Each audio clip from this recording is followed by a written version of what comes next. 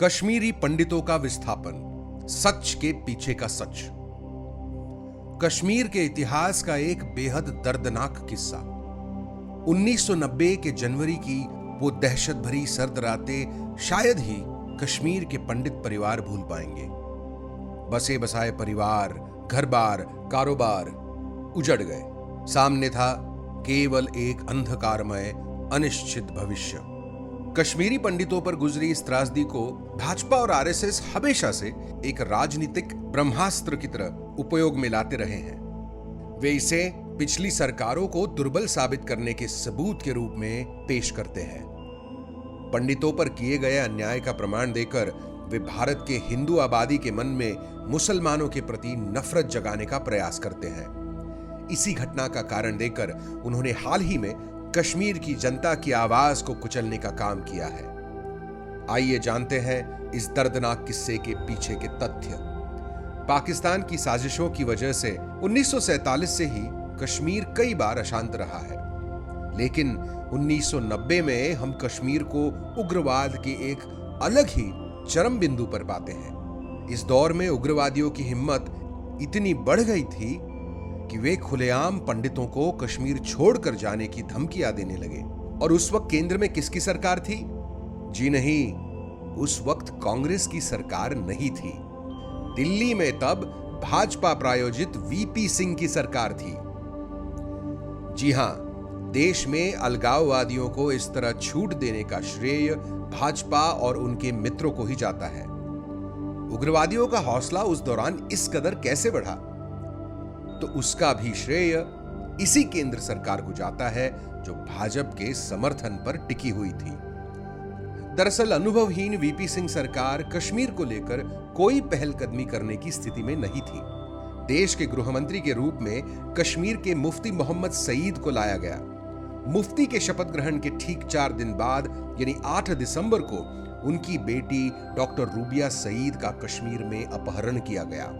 रूबिया की रिहाई के बदले पहले 3 और फिर 5 आतंकवादियों की रिहाई की मांग की गई। मुख्यमंत्री फारूक अब्दुल्ला किसी सूरत में रिहाई के लिए तैयार नहीं थे, लेकिन केंद्र सरकार ने उन पर दबाव बनाकर 5 आतंकवादियों को रिहा कर दिया। इस घटना ने यह साबित कर दिया कि सरकार को दबाया जा सकता है और सरकार दब सकती है। आतंकवादियों का मनोबल बढ़ना स्वाभाविक था। इसके बाद अपहरण और बदले में रिहाइयों की कई घटनाएं हुई। कश्मीर द वाजपेयी ईयर्स इस किताब में आईबी के संचालक तथा रॉ के सर्वोच्च अधिकारी रहे एएस दुलत लिखते हैं, 1979 और 90 के जाड़ों में श्रीनगर एक भयानक भूतहा शहर जैसा था जो युद्ध के तांडव का आरंभ देख रहा था। रूबिया सईद के अपहरण ने बगावत का बांध खोल दिया। हत्याएं रोजमर्रा की चीज बन गई। बमबाजी और फायरिंग अब मुख्यमंत्री के आवास के पास के सबसे सुरक्षित इलाकों में भी होने लगी थी। ट्रकों में बंदूकें लहराते हुए युवा कैंट क्षेत्र के पास दिखाई देने लगे थे। आतंकवादियों द्वारा शहर के केंद्रीय इलाकों में मिलिट्री परेड होती थी। उस समय की राजनीतिक प्राथमिकता कश्मीर पर ध्यान देकर परिस्थिति को काबू में लाना यह होनी चाहिए थी, लेकिन आरएसएस और भाजपा कोई और गेम प्लान में लगे हुए थे।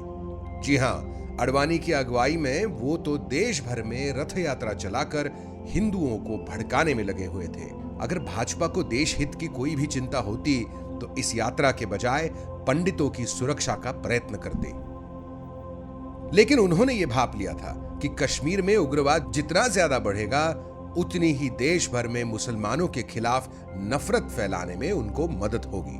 तो इस गेम प्लान का पहला कदम था उनके चुने हुए व्यक्ति के हाथ में कश्मीर की कमान सौंपना। उन्होंने दबाव डालकर आरएसएस विचारों के जगमोहन को राज्यपाल के पद पर बिठाया, चुने हुए सरकार को हटाया और राष्ट्रपति शासन लगाया। गेम प्लान का अगला कदम था परिस्थितियों को और तनावपूर्ण बनाना। जगमोहन ने आते ही ऐसे वक्तव्य शुरू किए कि जिनसे कश्मीर के आम लोगों का सरकार पर से भरोसा ही टूट गया। जगमोहन ने अपने भाषणों में कहा, कश्मीर का हर मुसलमान आतंकवादी है। जब तक सारे आतंकवादी मारे नहीं जाते, यहां शांति नहीं बहाल होगी। इसके साथ ही लोगों पर सीधी गोलीबारी और आम नागरिकों की मौतों का सिलसिला शुरू हुआ। कश्मीरी जनता के गुस्से और असंतोष में एकदम से उछाल आया और अधिक से अधिक लोग भारत विरोधी जुलूसों में शामिल होने लगे। 1990 में कश्मीर गए जस्टिस तारकुंडे, जस्टिस सच्चर और विशेषज्ञों की टीम ने लिखा है, जनवरी 1990 में जगमोहन के आने के बाद भयावह दमनात्मक कार्रवाइयों से घाटी की सारी मुस्लिम आबादी भारत से कट गई है और उनका ये अलगाव अब कड़वाहट तथा गुस्से में बदल गया है। जम्मू और कश्मीर के मुख्य सचिव रहे अशोक जेटली कहते हैं, जगमोहन ने 5 महीने में वो कर दिया जो आतंकवादी 5 सालों में नहीं कर पाते। वास्तव में कश्मीर में उस दरमियान हिंदू और मुसलमान दोनों राजनीतिक कार्यकर्ताओं की हत्याएं लगातार हो रही थी। ऐसे में जरूरी था कि आतंकवाद से असहमत या उसके शिकार कश्मीरियों को साथ लेकर एक तरफ प्रशासन को मजबूत किया जाए और दूसरी तरफ ताकत का समुचित प्रयोग करते हुए आतंकवादियों का मुकाबला करें। लेकिन गवर्नर साहब ने उग्रवादियों द्वारा की गई राजनीतिक कार्यकर्ताओं की हत्याओं को मुसलमानों द्वारा कश्मीरी पंडितों की हत्या की तरफ पेश किया और फिर आया इस गेम प्लान का अगला कदम। जी हां, कश्मीरी पंडितों को घाटी से भगाना। कश्मीर के अभ्यासक और नेता बलराजपुरी बताते हैं कि उस दौरान लोगों की अगुवाई में हिंदू मुसलमान संयुक्त समिति बनाई गई थी, जिसका उद्देश्य कश्मीरी पंडितों का पलायन रोकना था। इसमें कश्मीर के पूर्व मुख्य न्यायाधीश मुफ्ती बहाउद्दीन फारूकी, एच.एन. जट्टू और गुलाम नबी हागरू थे।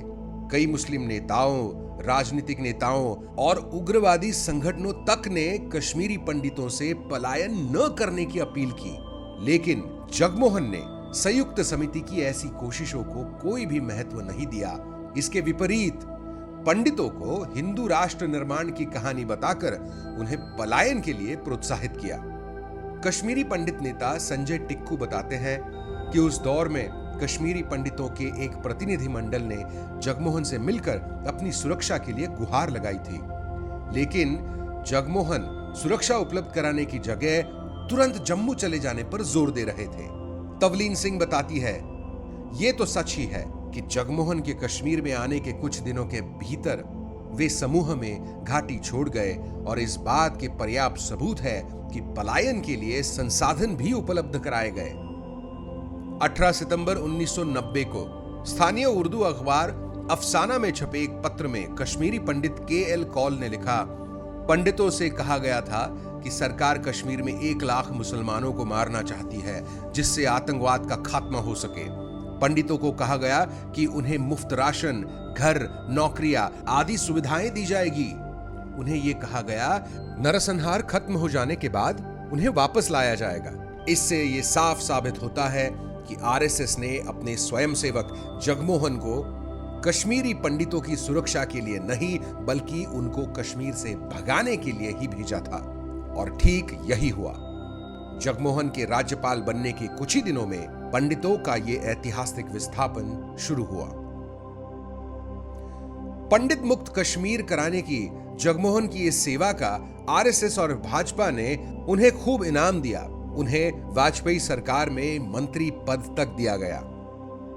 और हम ये भी न भूले कि कश्मीरी पंडितों के हालात पर चीखने चिल्लाने वाले आरएसएस और भाजपा ने वाजपेयी जी के 5 साल और मोदी जी के 7 साल में एक भी पंडित परिवार को कश्मीर में पुनर्स्थापित नहीं किया।